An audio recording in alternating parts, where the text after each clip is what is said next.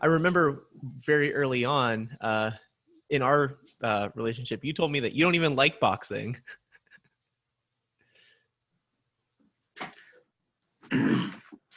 No, I don't like boxing.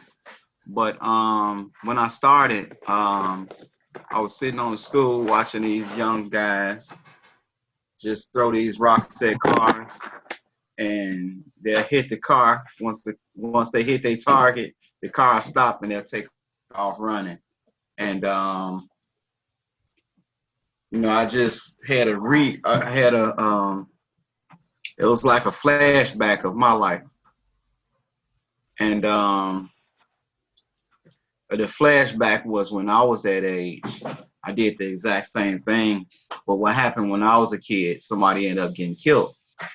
So, I was just trying to stop that cycle from happening again.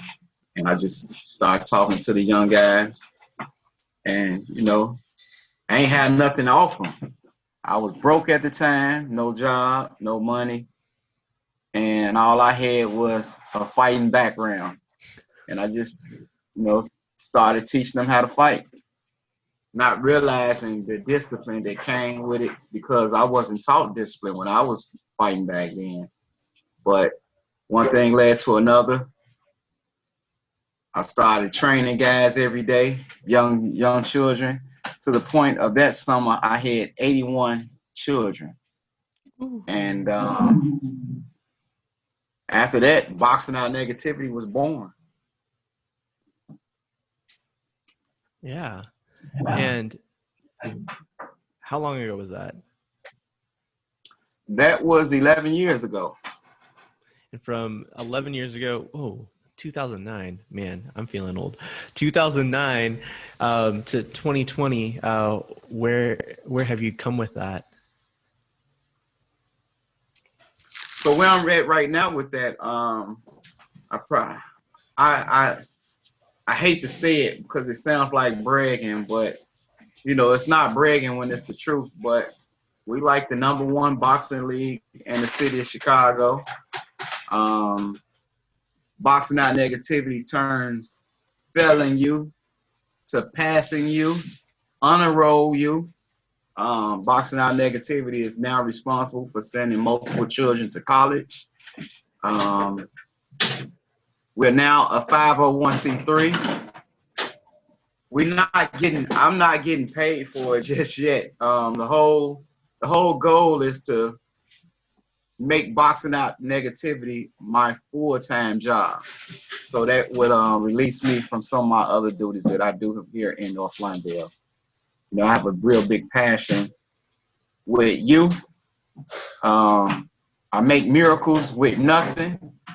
So my objective and my outlook is, imagine if I get something and what I can do with something if I'm making a miracle out of nothing. We'll put the link in the description for Boxing Out Negativity so people can check you all out and support. But I think it's really cool how, what started off as just like, this is what I have to offer right now, just a place for these kids to go. You said like you run peace circles with them. You're checking up on with their grades at school. Tell me about how you're incorporating restorative justice into a boxing program, because that's different, right? Yeah. So right now, North Lawndale right now has a restorative justice court, and I'm like one of the biggest mentors in the community, one of the biggest mentors on the West Side. So right now, a lot of the youth that's catching cases that's going to the restorative justice court is now getting mandated.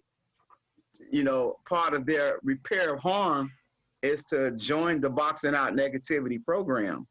So right now, I like the fact that even though a lot of programs get mandated, but I like seeing the fact that the court and the judge put their official stamp on youth from the ages of 17 to 24 or 26. They get a chance to right their wrongs by joining my boxing program.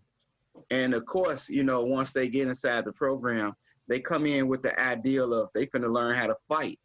So now they about to get better. You know, that's gonna enhance their street quote unquote credibility. But all in all, once they get inside the program, they forget, and then they learn how to be someone else. And how they forget and learn how to be someone else is we set goals for them. So if they want to fight and learn how to fight, this is the motto for them. They have to train, come to my gym 5 days a week. If they won't, they can do 6 to 7 days. The other 2 days can be voluntarily.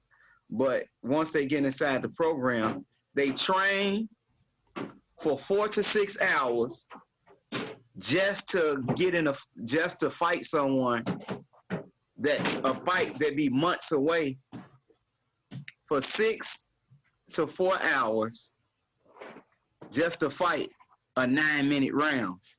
So all through that training, they're not hanging on the blocks. All through that training, they're getting inside with us. All through that training, they're getting love. They learning how to be leaders. They learning how to care for others. Most of all, they're learning how to care for themselves to a point that they have goals now. They have vision. Now they see their life future. But most of all, they see where they were standing at, and they see the negative part of their life on how their life was set for doom. And that's part of the restorative justice. That's another sneak discipline.